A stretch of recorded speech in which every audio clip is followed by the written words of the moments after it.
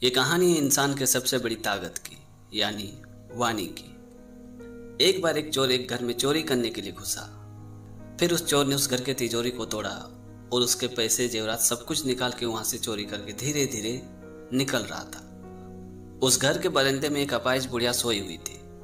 जब उस बुढ़िया की नजर उस चोर पे पड़ी तो उस बुढ़िया ने चोर को बड़े प्यार से आवाज लगाया कि बेटा, देखने में तो तुम अच्छे खासे घराने के लगते हो, लगते नहीं हो कि तुम चोर हो। लगता है तुम्हारे ऊपर बहुत ही बड़ी मजबूरी आई होगी, इसीलिए तुम ये चोरी कर रहे हो। अगर वाकई में तुम्हारे ऊपर बहुत ही बड़ी मजबूरी है तो तुम ये पैसे जेवरात सब कुछ ले जाओ। तुम्हारे मजबूरी के आगे इन पैसे जेवरात का कोई मोल नहीं। उस बुढ़िया की बात सुन के वो चोर बहुत ही भावुक हो गया। फिर वो धीमे धीमे कदम से वहां से निकल ही रहा था। तभी बुढ़िया ने वापस आवाज लगाई कि बेटा, जाते जाते मेरा एक काम कर देना। एक सवाल है जिस सवाल में मैं बड़ी देर से उलझी हुई हूं। अगर तुम मेरे सवाल को सुलझा देते तो रात भर में सुकून से सो पाती। उस बुढ़िया की बात सुनने के बाद चोर का मन बदल गया। फिर वो चोर बुढ़िया के पास गया और उसके खटिए के नीचे बैठ के पूछा कि बताइए माँ जी, कौन सा सवाल है जिस सवाल में आप इतनी उलझे हुए हो। तभी बुढ़िया ने उस चोर से कहा कि जब मैं सो रही थी तो मुझे एक सपना आया। उस सपने में मैं रेगिस्तान में हूँ और मेरे ऊपर एक चील मंडरा रही थी और वो चील मुझे पंकज पंकज पंकज की आवाज से पुकार रही थी। और जब वो चील मुझे पंकज पंकज पंकज की आवाज से पुकार रही थी, इतने में मेरी नींद खुल गई। और तब से मैं ये सोच रही हूँ कि आखिर वो चील मुझे पंकज पंकज पंकज की आवाज से क्यों पुकार रही थी। उस बुढ़िया की बात सुनने के बाद वो चोर गहरी सोच में डूब गया। उस बुढ़िया के बाजू में एक कमरा था जिसमें उसका पोता सोया हुआ था। उसके पोते का नाम पंकज था। पंकज पंकज पंकज की आवाज सुनकर बुढ़िया का पोता झट से उठा और बुढ़िया के पास आया।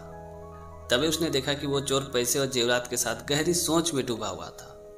तभी बुढ़िया के पोते पंकज ने चोर को पकड़ा और अपने घर के सारे मेंबर को बुलाया। फिर उस चोर की जबरदस्त पिटाई की। जब सभी घर के मेंबर उस चोर को पीट रहे थे तो वो चोर मन ही मन सोच रहा था कि अगर मैं इस बुढ़िया की मीठी बातों पे ना आता तो मैं इन सारे पैसे और जेवरात के साथ अपने घर में पहुंच गया होता और आराम कर रहा होता। तभी बुढ़िया ने अपने घर वालों से कहा कि अब बस भी करो, इसके किए की सजा इससे मिल चुकी है। तभी चोर ने गुस्सा करते हुए कहा कि नहीं नहीं, मुझे मारो और मारो, ये तो मेरे साथ होना ही था, क्योंकि मैं ये भूल गया था कि मैं एक चोर हूं, कोई सपनों का सौदागर नहीं। इसीलिए कहते हैं कि शरीर से कमजोर क्यों ना हो भले, लेकिन अगर आपका दिमाग मजबूत है तो यकीन मानिए आप किसी से भी जीत सकते हो।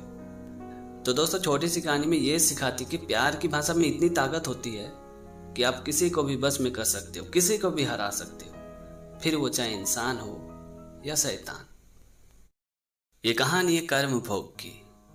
एक बार नारद जी बैकुंठ धाम पहुंचे और भगवान विष्णु को प्रणाम करने के बाद बोले कि प्रभु, अब आपका प्रभाव धरती लोक पे धीरे धीरे कम हो रहा है। जो लोग धर्म के रास्ते पे चल रहे हैं उन्हें फल नहीं मिल रहा है, और जो लोग पाप कर रहे हैं उनके साथ अच्छा हो रहा है, उनके साथ भला हो रहा है। ये बात सुनते भगवान विष्णु ने मुस्कुराते हुए नारद जी से कहा कि नारद जी, ऐसी कोई बात नहीं है, पहले नियम अनुसार ही सब कुछ चल रहा है। तभी नारद जी ने थोड़ा जोर देते हुए भगवान विष्णु से कहा कि नहीं नहीं प्रभु, मैं देख के आ रहा हूँ, जो लोग बुरा काम कर रहे हैं उनको अच्छा फल मिल रहा है, उनके साथ अच्छा हो रहा है, और जो लोग अच्छा काम कर रहे हैं उनके साथ बुरा हो रहा है। नारद जी की बात सुनने के बाद भगवान विष्णु ने वापस नारद जी से कहा कि क्या आप हमें ऐसा कोई उदाहरण दे सकते हैं जिससे ये बात साबित हो सके। तभी नारद जी ने जोर देते हुए कहा कि हाँ, मैं अभी अभी धरती लोक से देख के आ रहा हूँ। एक गाय दलदल में फंसी हुई थी और उसी रास्ते से एक चोर आ रहा था। उस चोर ने गाय को दलदल में फंसता हुआ देखा, लेकिन उसने बचाया नहीं, बल्कि उस गाय के पीठ में पैर रख के दलदल नांग के आगे निकल गया। और जब वो चोर थोड़ा आगे गया तो उसे सोने से भरा एक पोटली मिला। वो चोर उस सोने की पोटली को उठाया और वहां से खुशी खुशी चला गया। उसके बाद उसी रास्ते से एक बूढ़ा व्यक्ति आ रहा था। वो बहुत ही कमजोर था। जब उसने गाय को दलदल में फंसा हुआ देखा तो उस वृद्ध व्यक्ति को बहुत ही दया आ गई। फिर उसने पूरी ताकत लगा के, पूरी जोर लगा के उस गाय को दलदल से निकाला। उस गाय को दलदल से निकालने के बाद जब वो वृद्ध आगे बढ़ा तभी वो एक गड्ढे में गिर गया। गड्ढे में गिरने की वजह से उस वृद्ध व्यक्ति को बहुत चोटें आई। अब आप ही बताइए प्रभु, ये कैसा न्याय है?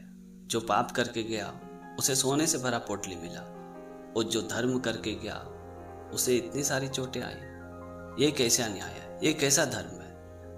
नारद जी की बात सुनने के बाद भगवान विष्णु ने मुस्कुराते हुए नारद जी से कहा कि नारद जी, जिस चोर को सोने से भरा पोटली मिला, उस चोर के भाग्य में एक बहुत ही बड़ा खजाना था, लेकिन उसने जो पाप किया था उस पाप की वजह से उसके भाग्य से सारा का सारा खजाना कट गया और उसे मात्र एक सोने की छोटी सी पोटली मिली।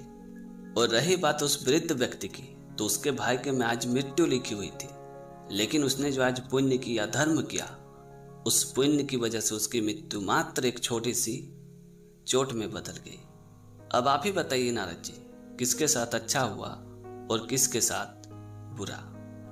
ये बात सुनते नारद जी ने हाथ जोड़ते हुए भगवान विष्णु को प्रणाम करते हुए कहा कि प्रभु, मुझे माफ कर दीजिए, आपकी लीला अपरंपार है। इसीलिए कहते हैं कि अपने कर्मों से डरिए, ईश्वर से नहीं, क्योंकि ईश्वर तो माफ कर देगा लेकिन कर्म नहीं। तो दोस्तों, छोटी सी कहानी में ये सिखाती कि अच्छे कर्म करते रहिए। अच्छे कर्म से आप अपने भाग्य को बदल सकते हैं। तो दोस्तों, आज की कहानी आपको कैसी लगी कमेंट करके जरूर बताना। और अगर आपने हमारे चैनल को अभी तक सब्सक्राइब नहीं किया तो प्लीज़ यार चैनल को सब्सक्राइब कर देना, क्योंकि इस तरह का कंटेंट मैं हमेशा अपने चैनल पे लाते रहता हूँ। तो आज के लिए इतना ही, मिलते अगली वीडियो में एक नए टॉपिक के साथ, एक नई कहानी के साथ। तब तक के लिए जय हिंद, वंदे मातरम।